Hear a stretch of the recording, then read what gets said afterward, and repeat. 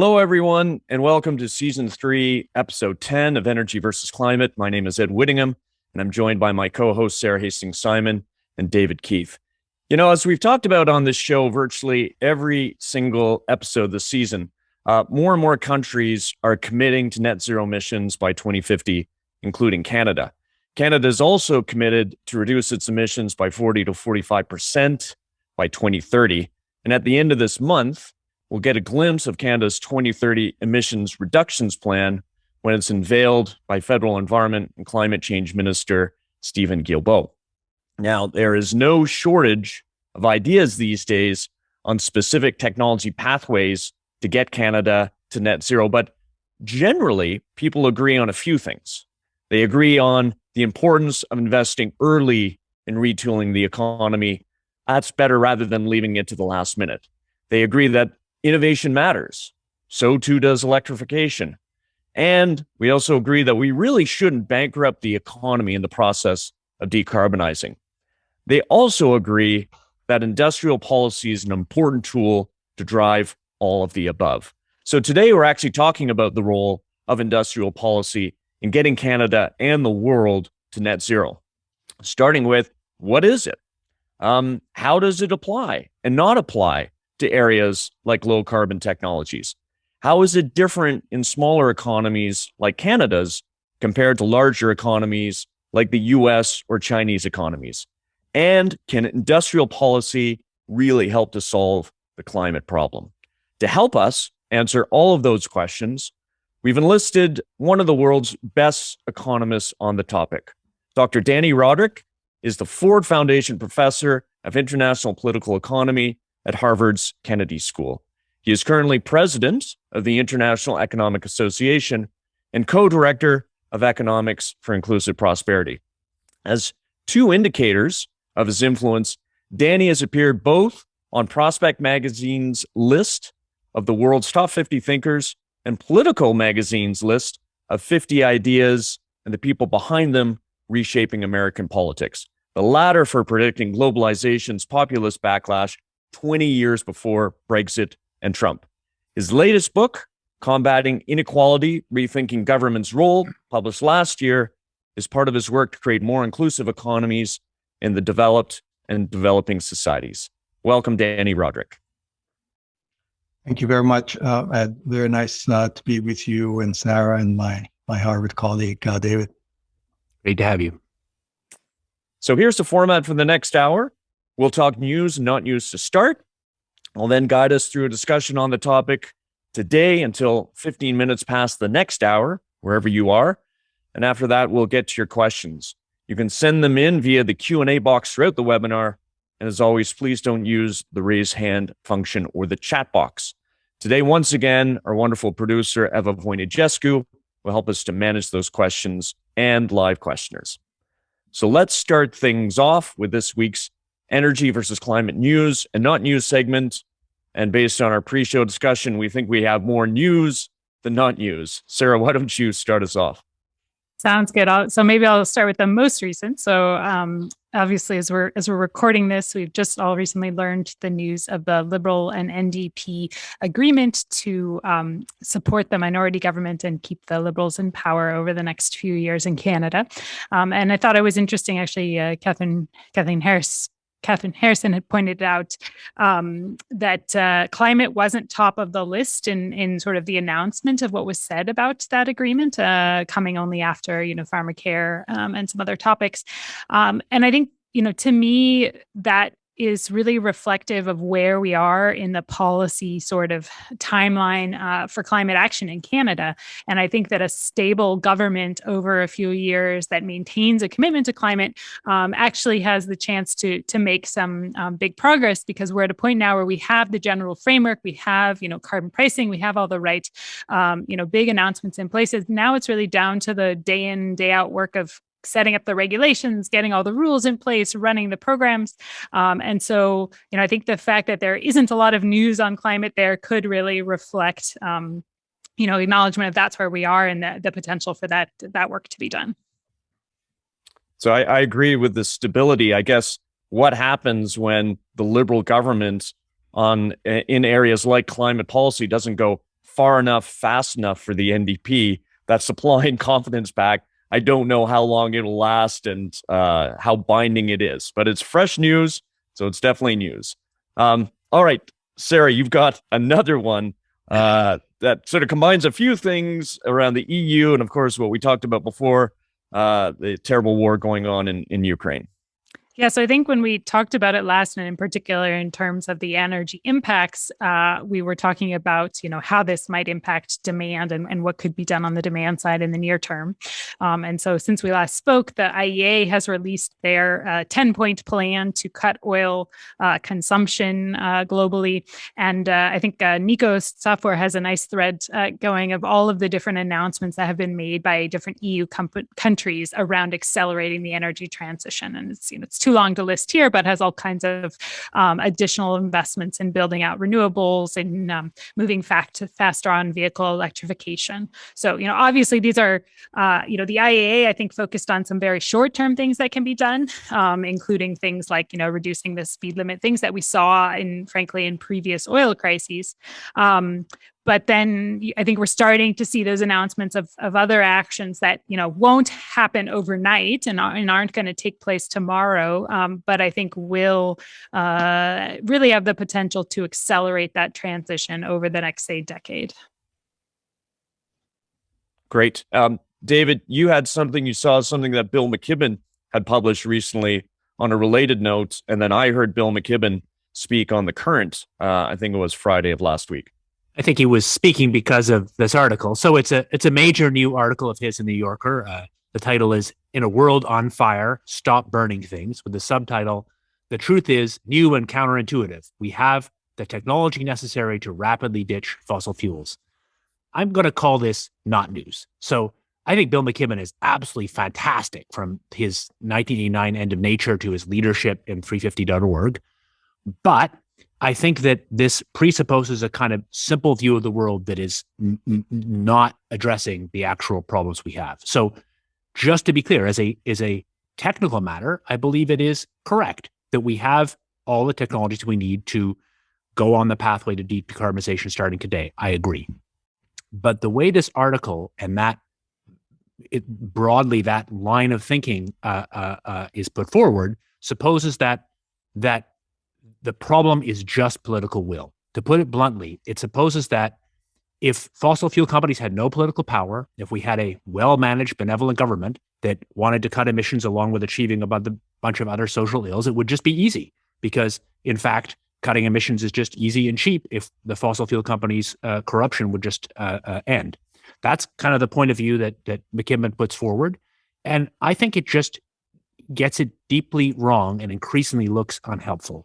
Because I think the point is, while there has been corruption by fossil fuel companies in trying to block action, the reality is that even in a world with that kind of benevolent dictator, actually driving emissions to zero in a reasonable time is really hard. And that is true even though we do have most of the technologies that we need.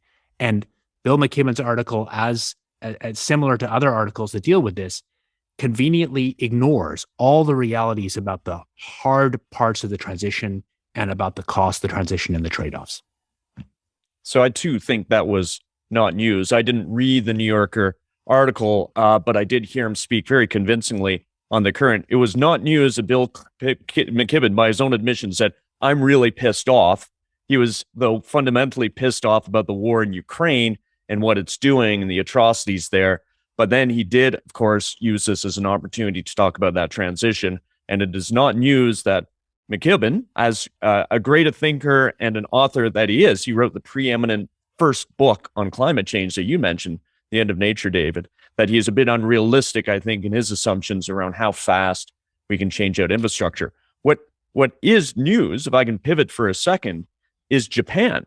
And I say this, and dedicated listeners would know that through my wife, Yuka, I have a Japanese family, that Japan now, under the leadership of Fumio Kishida, the prime minister there, has taken, following some of the lead of the US and the EU, and it's considering banning imports of Russian oil and gas, which that is not a trivial thing for Japan to do. It imports 9% of its gas from Russia, It's got lots of projects going on in the disputed Sakhalin Islands, LNG projects. Other companies are pulling out. Now Japan is doing its own saber rattling with not a clear plan of what Japan would do yet to decrease that dependence. But the fact that it's joined in now, I think that's quite significant, and it's a considerable tack from the previous leadership under Shinzo Abe. All right, why don't we leave it there, and let's now get back to our topic around industrial policy, and let's bring Dani Rodrik into the conversation. So thanks again for being with us, Dani. I wonder if we can start at a very basic level. Tell us, what is industrial policy? Industrial policy is generally the set of policies that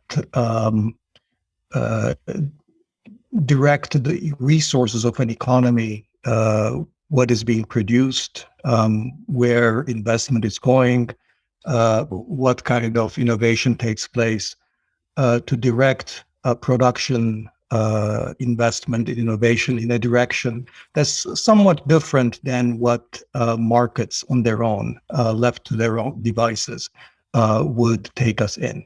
So it's a way of achieving structural change in the economy by directing resources in a somewhat different direction than what markets would let them.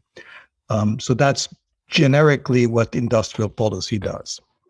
Got you. And let's take it as a given, and I'd said in the introduction, let's take it as a given that industrial policy, that kind of government intervention in the economy is necessary. But give us a sense, and I know we're talking broad generalizations here to start, how much of industrial policy is about promoting innovative high-tech sectors like carbon tech versus going in and systematically protecting and subsidizing more incumbent sectors in a very protectionist way? We see a lot of that in Canada around agriculture or dairy or even oil and gas.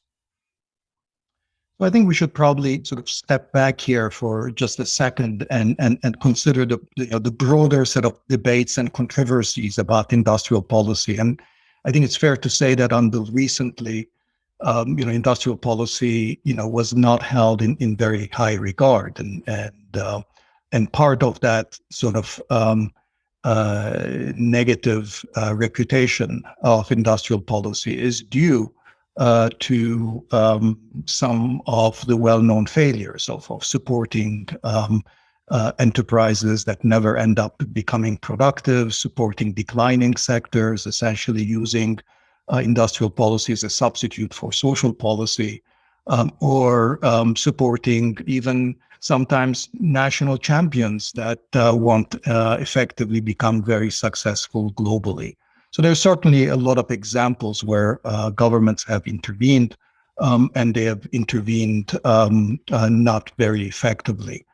On the other hand, there are also many other examples where government intervention has been successful. You can take the whole experience of the China's most amazing transformation, the world's greatest experience with poverty reduction and economic growth ever in economic history since the 1980s, as a case in point where I think it wasn't just Chinese industrial policy, but it was clearly industrial policy played a very significant role. Going further back, of course, the experience of Japan, South Korea, Taiwan, a number of other East and Southeast Asian countries where industrial policy was very successful. Even in Latin American countries and some countries of Africa and Middle East, where industrial policy in the form of sort of, trade and industrial protectionism, protecting domestic industries from imports, often produced negative results, as in Chile or in Argentina. In many other countries such as Mexico or Brazil or Colombia in the 50s, 60s, and 70s actually did rather well. So the experience is highly uneven. And I think what we need to figure out is what works, what doesn't work, what kind of industrial policy works, what kind doesn't. And just like any area of policy, whether you're talking about education policy, infrastructure policy, macroeconomic policy, sometimes policy can go right and sometimes it goes wrong. And I think the mistake we often make with industrial policy is have a debate about whether we should have industrial policy at all, instead of having a debate about what kind of industrial policy, what form of industrial policy we should have. Because regardless of our discussion, regardless of what economists say and technocrats say, every country at all times, they have always had industrial policy. I cannot think of a single government, with the possible exception of Hong Kong. And even there, I think, you can, if you think of investments in housing as part of industrial policy, even there has been, industrial policies aimed at structural change in the economy. There's been no country where there's ever been not industrial policy. So I think we need to sort of take that reality as a given and get into a discussion of not whether, but how. How should we do it?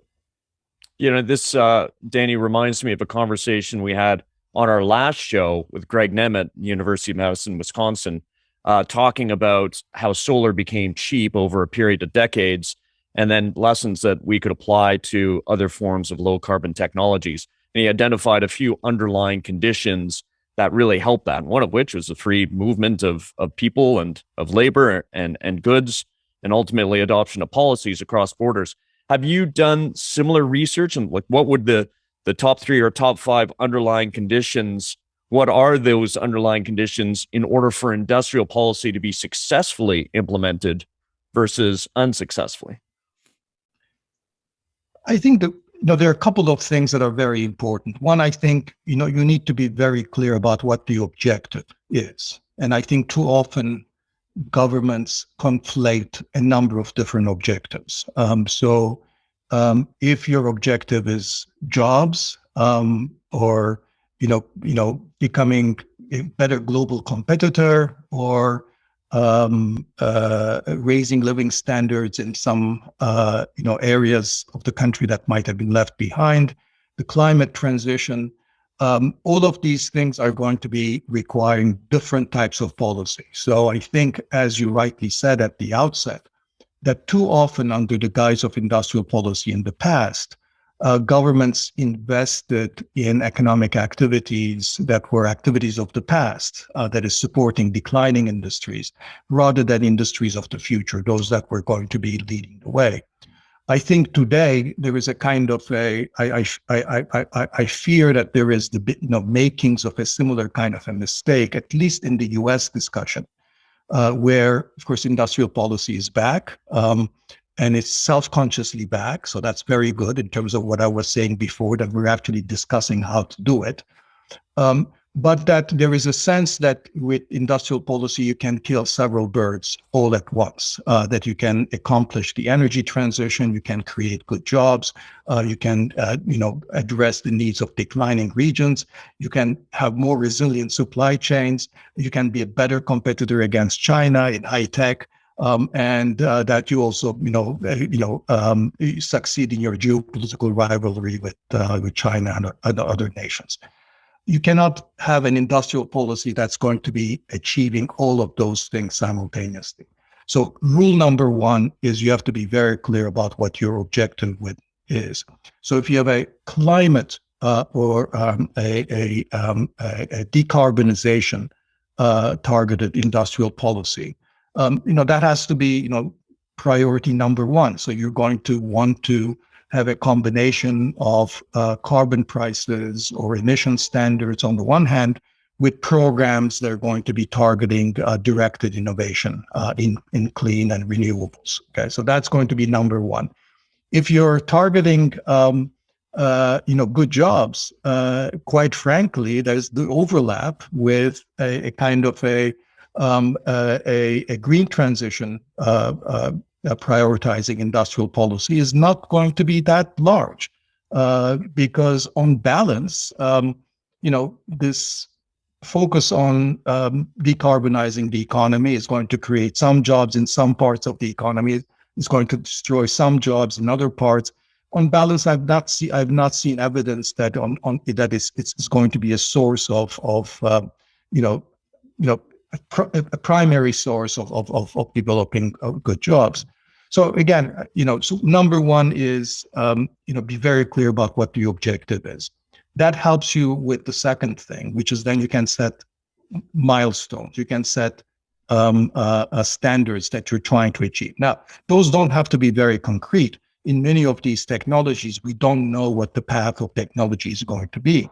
So, for example, in the kind of ARPA model of directing innovation in the United States, you start with some sort of very loose objectives, and then you try to become more specific over time as the technological uncertainty is resolved. But having some concrete milestones is very important so that you have metrics that can allow you to develop the knowledge of whether you're actually achieving those objectives or not. And the third thing is then you have to have the institutional capacity to change course, to reverse, because if those metrics, the milestones are not being met, then you have to be able to reverse course. End programs that don't work, redirect your resources towards programs that are going to work. So I think those three things are absolutely critical in running a successful industrial policy: clear objectives, monitorable guideposts or milestones, and third, knowing when to kill projects. So there's one general blanket criticism of industrial policy that you always hear, which is that governments cannot pick winners, and therefore governments should not engage in industrial policy. Now, that's absolutely true. Governments cannot pick winners. But when you're investing in highly uncertain technologies, if you only invested in projects that would end up being winners, then you've certainly underinvested. So just the logic of it doesn't make sense that you should only invest in projects that have 100% chance of success. So it's in the nature of directed technological investments that many of your projects are going to fail. The test is whether those that succeed will pay for the cost of the failures, and whether you have the capacity to essentially not pick the winners, but let the losers go. And that's much, in principle, easier to do. Dani, can you give us examples of strong institutions that can figure out who are the losers? Because to be the obvious critic, I think it's easy to see the positive reasons to have industrial policy, and governments keep thinking of them. But the problem is, even if you, with good intentions and wisely, get into something, then you create a political constituency in the country, and it's hard to shut off the tap. And to me, it's easy to say we ought to know when to stop, but the hard thing is to have an institution that's politically robust in a country that can actually make things stop. So do you have some examples of that? Yeah, I mean, I think I mentioned before the ARPA example. So ARPA is the Advanced Research Projects Agency, and it's modeled after DARPA, which is sort of this older Defense Advanced Research Projects Administration, which is sort of this Defense Department innovation program.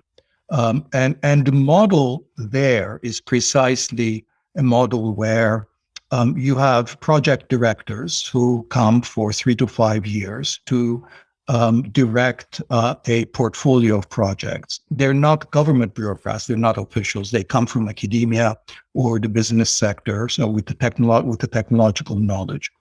And they're tasked with sort of developing a research and innovation program in these particular areas.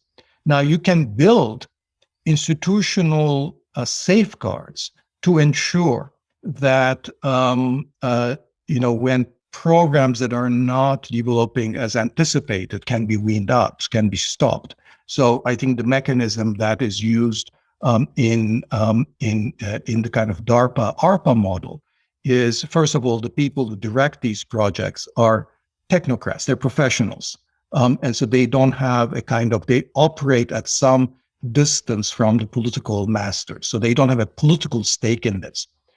Second, there are very clear mileposts they set up, and so that you can actually monitor and observe whether those milestones are being met. A third kind of safeguard is to make these programs self-extinguishing. Rather than having kind of an open-ended subsidy, you can have programs that will automatically be phased out unless they are renewed through some, another, process. So the DARPA-ARPA model in practice has actually worked well from all accounts. There have been others where you're right, where it has not, and that also points to some of the pitfalls. So many of the Department of Energy programs, for example, have been politicized. And when programs become politicized, it becomes difficult to step back. So probably the best known example of that is the Solyndra case, which essentially a firm that received a large loan guarantee from the Department of Energy.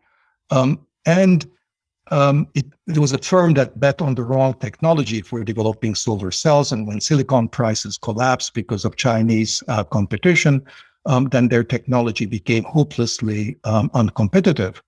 But because Solyndra was used by the administration as a kind of was used politically to launch sort of the administration's goals here, and there was also a politically connected firm. They allowed Solyndra was a big contributor to the and so you have all the signposts of danger, and then it becomes very difficult to stop supporting such firms. Now, having said that, even those Department of Energy loan programs, of which Solyndra was an example, has many, many successes. Tesla was, of course, a beneficiary of a similar loan guarantee. And of course, Tesla paid off the loan much sooner than they were expected. And they turned out to be the major company that they are. So we have to evaluate these programs as a portfolio. And then often it turns out that the few winners pay more, the losses of those that didn't work out many times over.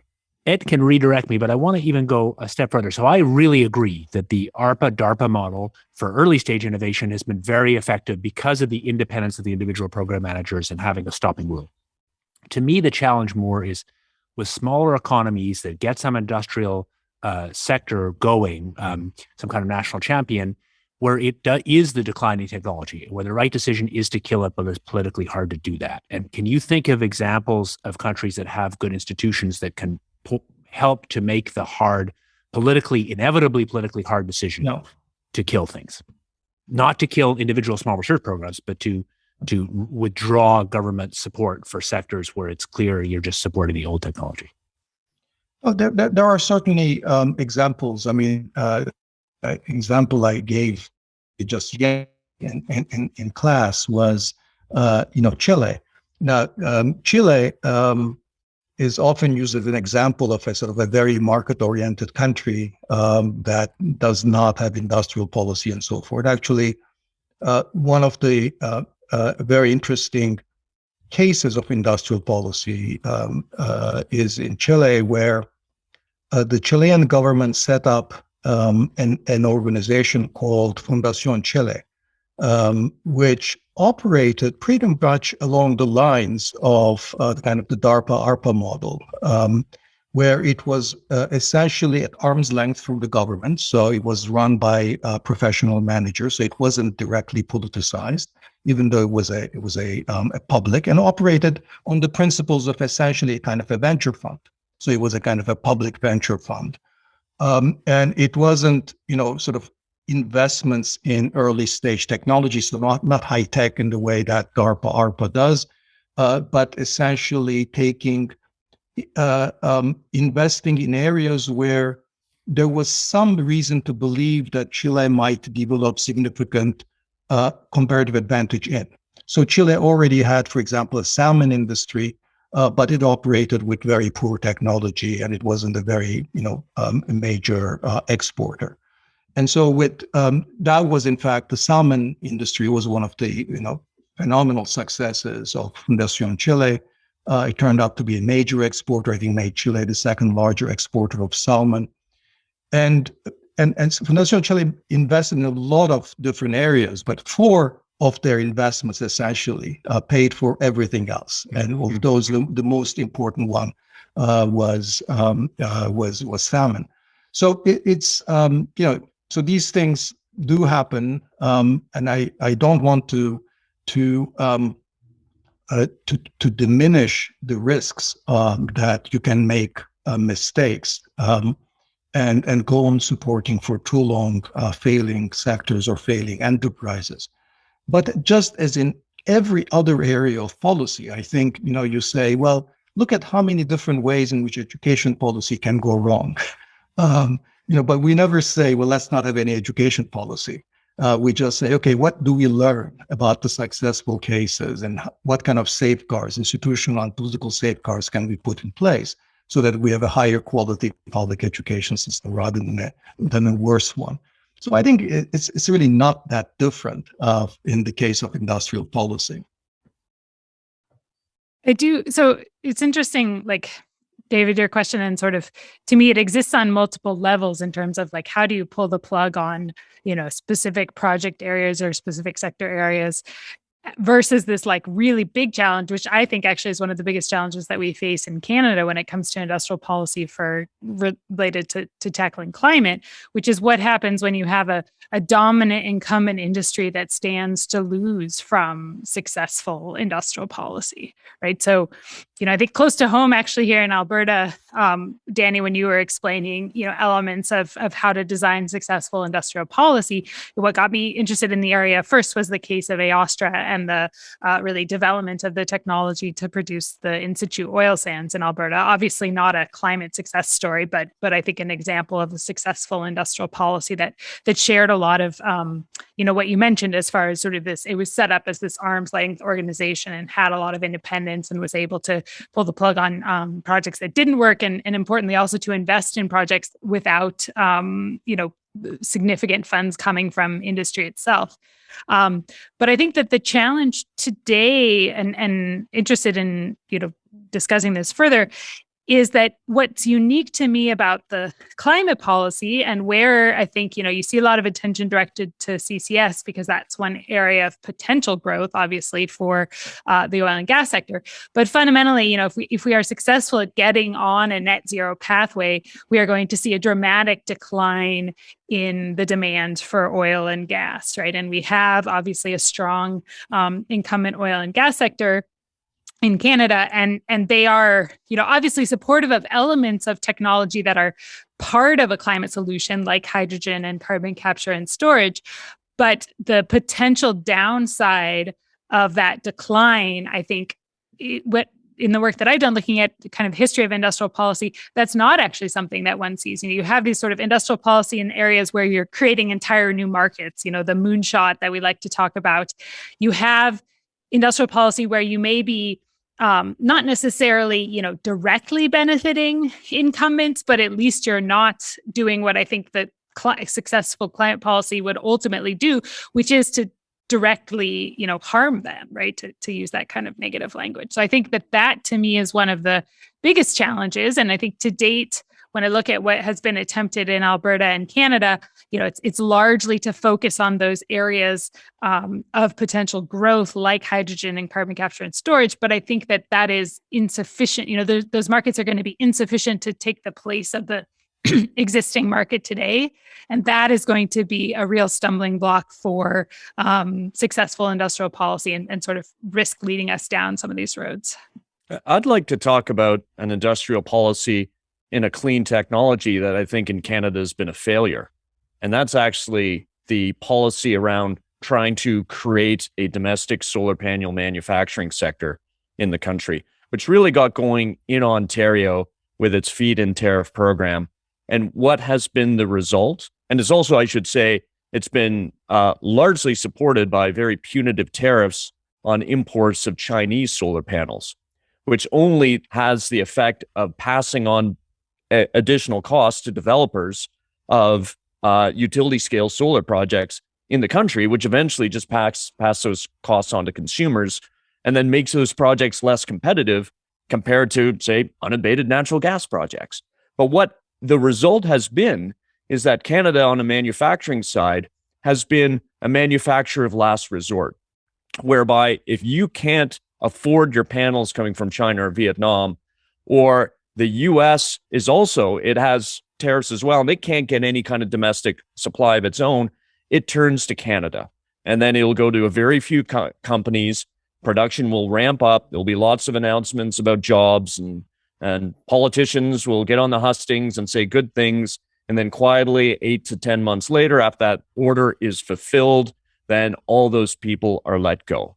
And yet, because of the political sexiness of it, we continue to prop up this sector, as opposed to saying, listen, we need to decarbonize and we don't need to create jobs here. What I find, and it's playing out right now with the clean fuel regulation in Canada, is we will see, to your point about objectives, Dani, if we can actually couple through a low carbon fuel standard at the national level, the objectives of reducing emissions in our fuel life cycle and creating new companies and jobs. If you look at jurisdictions, the California Air Resources Board, through its LCFS, which has been around more than 10 years now, has done that. But we've got the folks who are in charge of pollution control trying to do industrial policy at the same time, but fundamentally they're beholden to the pollution control. That's what they do. Those are the regulations that they know. They're fuzzier on industrial policy, and we'll see when this regulation rolls out if they achieve those two objectives, or really it's just a single objective piece of legislation. That is all going to be playing out the next few years. Let me just say something on this, because I think on the solar panels industry and the trade disputes with China and so forth, and that I think is exactly the kind of issue I had in mind when I mentioned the importance of being very clear about what the objective of industrial policy is. If the objective of Canadian industrial policy were to achieve a more rapid green transmission and helping alleviate climate change, then of course, all Canadians should celebrate the fact that solar panel prices and the Chinese competition has been so successful, and then the price of solar energy has fallen so precipitously. And from the perspective of the climate, that's the best thing that could have happened. So if, Canadian industrial policy is single-mindedly focused on climate change, it does not matter where the solar panels are produced. It does not matter where the wind turbines are, right? It just matters that, solar and wind energy and other renewables are sufficiently cost competitive with fossil fuels that they can spread sufficiently rapidly. And that's what Chinese industrial policy has accomplished.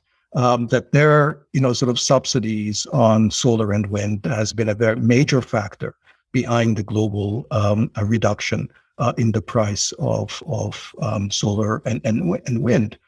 And so, and then responding to this major success on the climate change and renewable front by, then putting on tariffs on imports from China of solar panels, anti-dumping and so forth, that just makes no sense whatsoever. That doesn't mean that, that Canada should not have an industrial policy targeting good jobs. But if you're targeting good jobs, it's not at all clear that you would want to do it in solar panels or wind turbines or necessarily in those areas. So let's keep these objectives very clear, and let's be very transparent about what we're trying to achieve.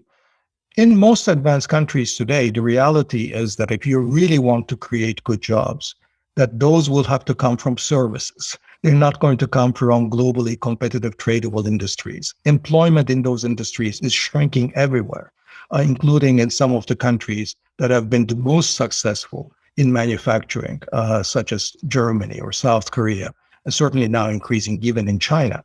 So you're not going to be creating jobs in manufacturing and in globally tradable industries, and to try to prop up jobs in those sectors through trade protection or providing or supporting those industries is then a kind of a doubly negative thing. First, of course, it is delaying the climate transition, and secondly, it's this direction of effort with regard to creation of good jobs, where efforts have to be targeted much more in the areas of services.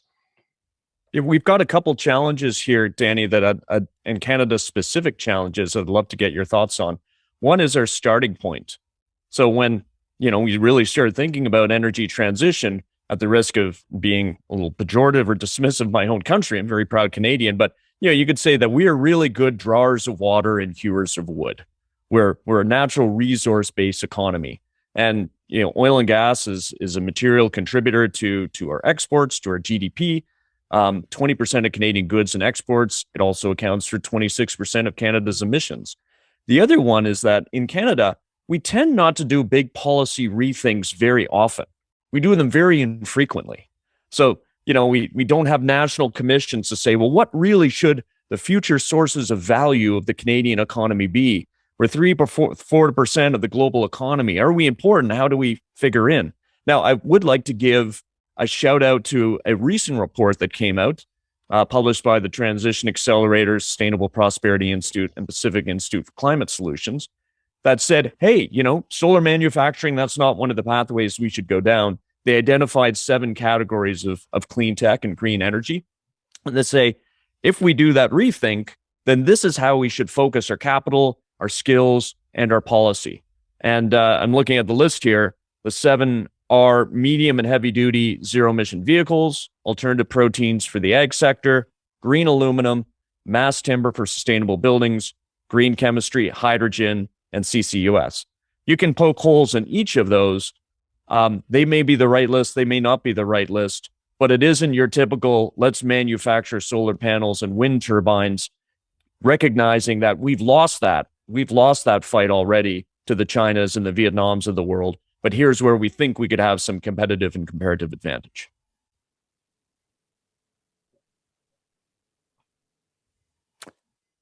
All right, why don't we get to questions that we've got rolling in? So our first question today comes to us from Lyle Triton. Lyle, if you're ready, would love to get your question. Great. Thanks very much, Ed and company.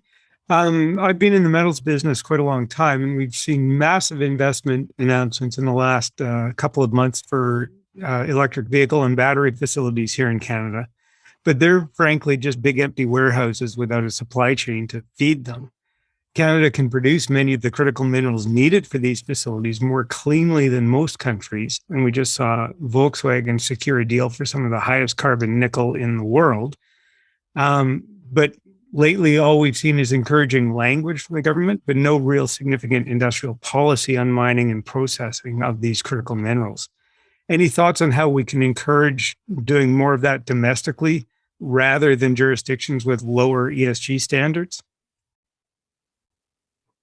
Sara, do you want to jump in? Yeah, I think it's a good question. And I mean, for me, the EV story and then the minerals that go into them is one that's there's a suite of things that can be done, right?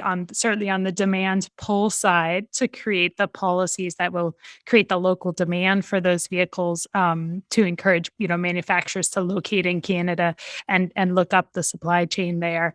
I think that, kind of coming back to this point that I think was raised in the Transition Accelerator report and in others, governments being willing to make bigger risks around investments and actually some of that early investment to unlock the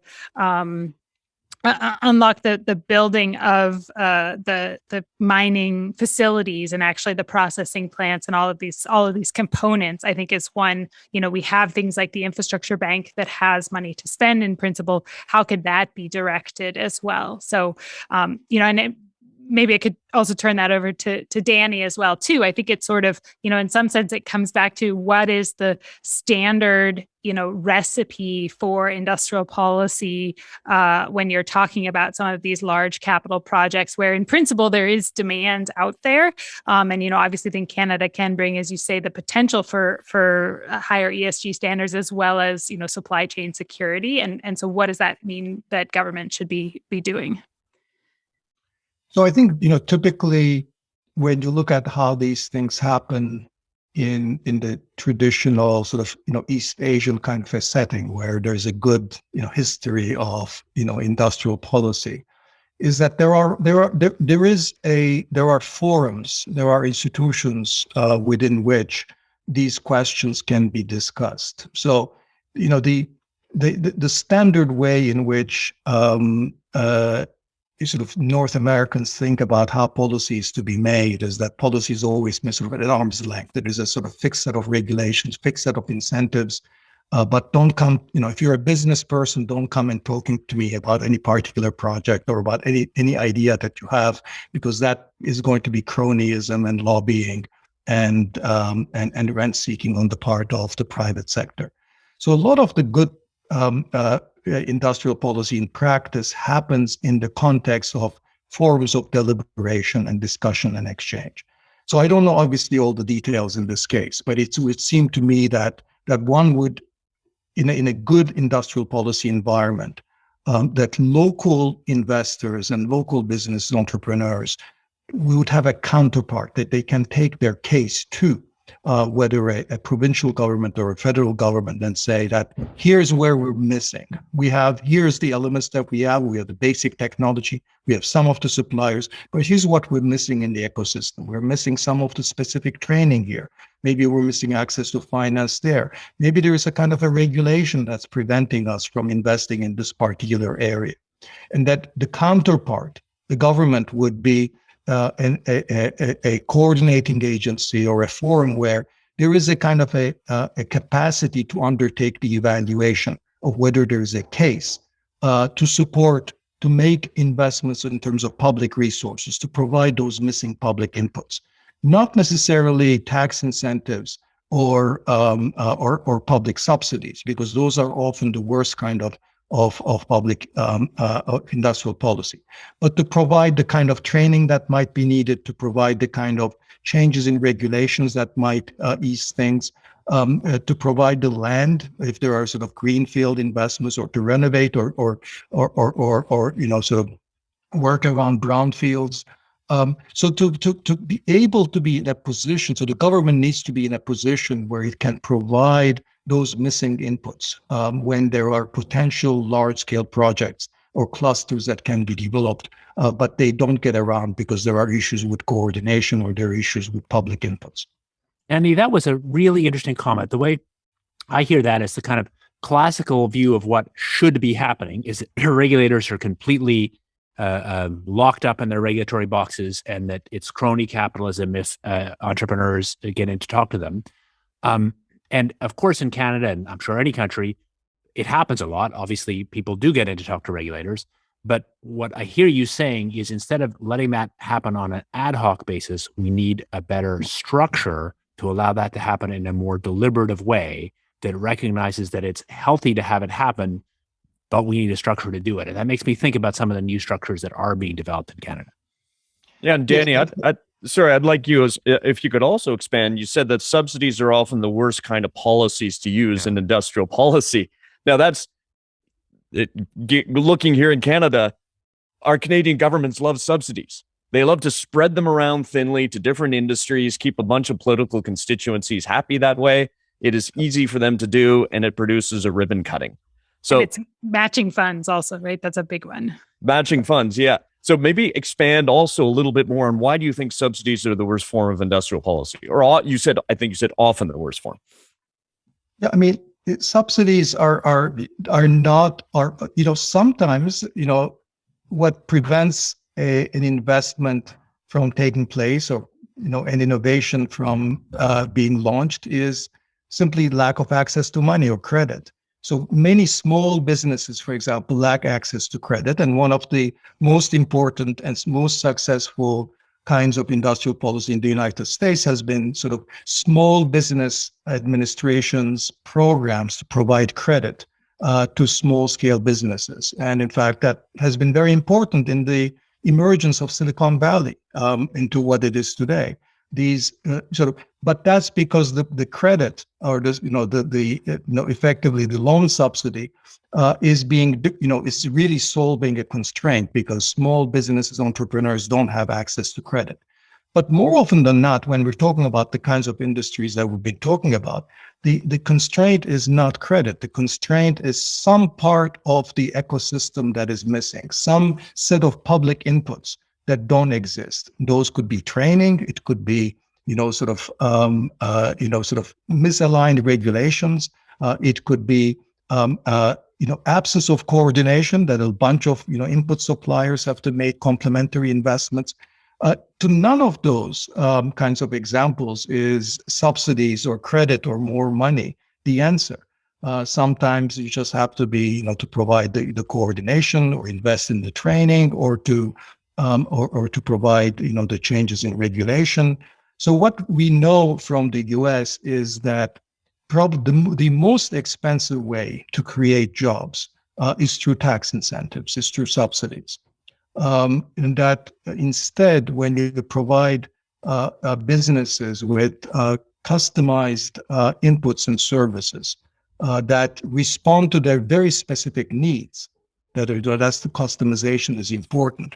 And that's also why this dialogue with the private sector becomes so important. So you have to figure out what they need so you can actually respond specifically to their needs. And that, you can generate jobs much more effectively and much more cheaply through the provision of these public services rather than through subsidies or tax incentives. Interesting. And yet the U.S. still continues in driving climate outcomes to aggressively use the tax system to drive those outcomes. And that's become very influential up here, Dani. Now, I'd like to welcome back a regular EVC listener, Robert Tremblay. Robert, you've got a question looking at existing and declining industries and them as constituencies and their power. So over to you. Yeah, thanks, Ed. This kind of calls back to some of David's comments earlier. So the question is, it's straightforward to say that industrial policy should support emerging industries and not declining industries. However, existing and declining industries have existing constituencies that'll advocate for their preservation and will likely have more political power than emerging industries that just have emerging constituencies. So how can the political system that's enacting the industrial policy do so well without succumbing to pressure from the declining industries' existing constituencies? Sorry, I feel like I said constituencies a million times there, but and you're wise, Robert. You sort of tap dance around labeling any of those declining industries. But yeah, Dani, let's go back to you and give you the first crack. So this is a classic issue of how do you reform a system when the incumbents or the insiders have a lot of who benefit from the existing system have a lot of political power. I'm just a humble economist, and so I'll just offer, what a couple of ideas from observing how countries have gotten over this problem of incumbents or insiders' interests.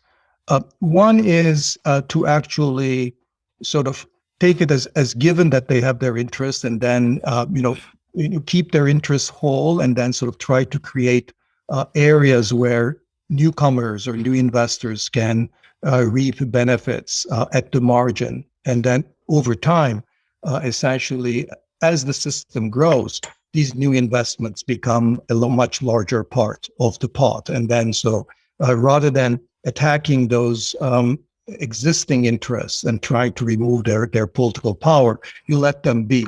But you create essentially kind of a two-track system. This was essentially the reform system that was pursued in China, where let's say, many new industries and export-oriented industries were created through special export zones. So rather than removing protection from existing industrial establishments, the old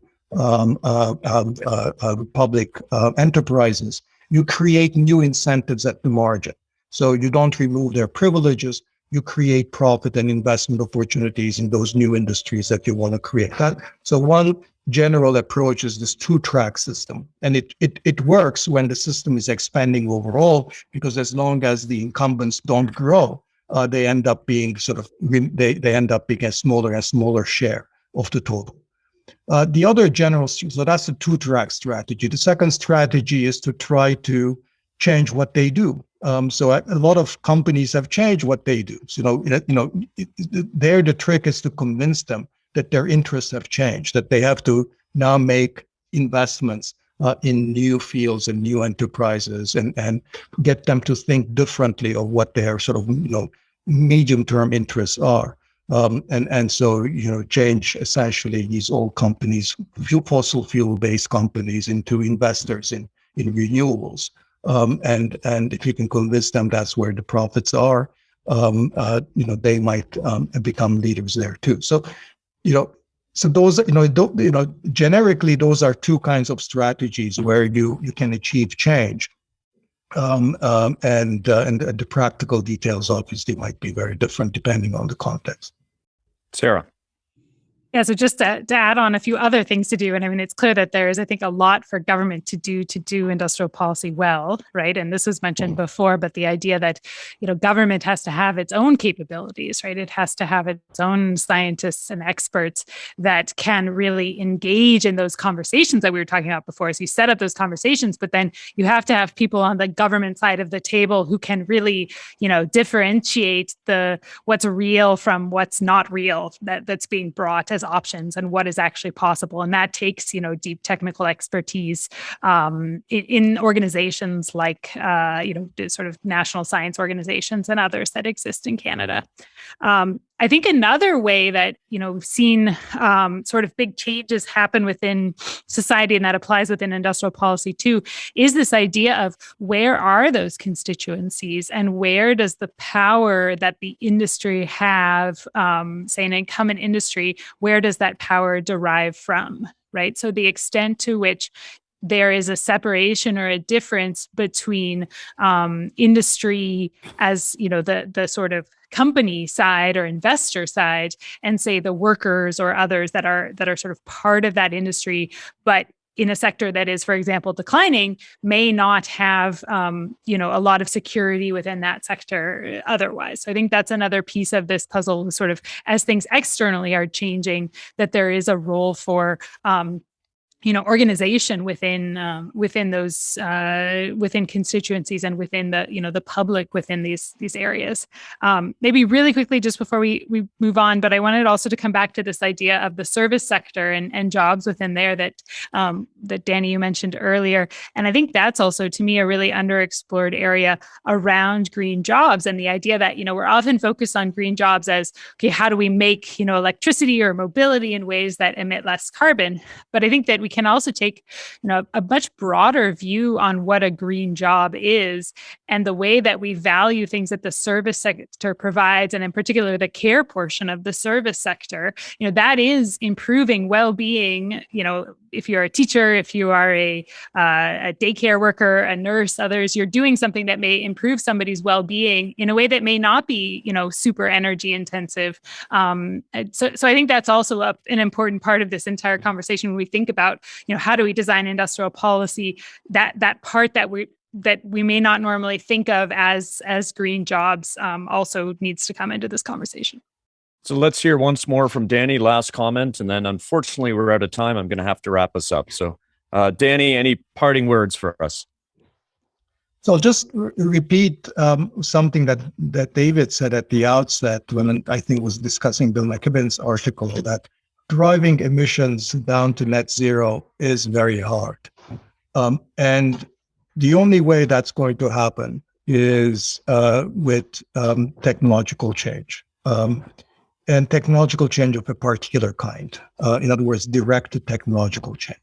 I think that's the most fundamental reason why we need industrial policy in this area is that we need targeted incentives for technological change in the green direction. And as long as we agree with this, then I think all the sort of details are practical details about what are the right institutional contexts and considerations, and how do we get this to work. And so I think we should discuss the how of this. How do we do this? And not the whether we should do industrial policy, which is not a productive discussion. And thank you, Dani, for that. I mean, thank you for being on energy versus climate. You've made a topic that for many is fuzzy, and you've made it a lot less fuzzy and tangible through helping to move us from that question of whether or not and into the hows in the example. So we're really grateful to you. Can't imagine a better speaker on the topic. So thanks for joining us today. Thank you all. A reminder that this episode is going to be available at energyversusclimate.com for reviewing, or you can download it as a podcast on Apple Podcasts, Stitcher, Spotify, or wherever you listen. Rate us wherever you listen. We're going to be back in April with a special podcast-only episode on crypto and blockchain and the energy and climate dimensions. I can tell you it's pre-recorded. We did it last week. We had a lot of fun. I hope you enjoy it. Subscribe at energyversusclimate.com. Give us feedback at energyversusclimate@gmail.com or info@energyversusclimate.com, where you can also support us. Thanks to Christina Pearson, Crystal Hickey, and Mika McFarlane for the webinar support. And as always, a big thanks to Eva Voinichescu, our very patient producer, for all her help. We'll see you next time.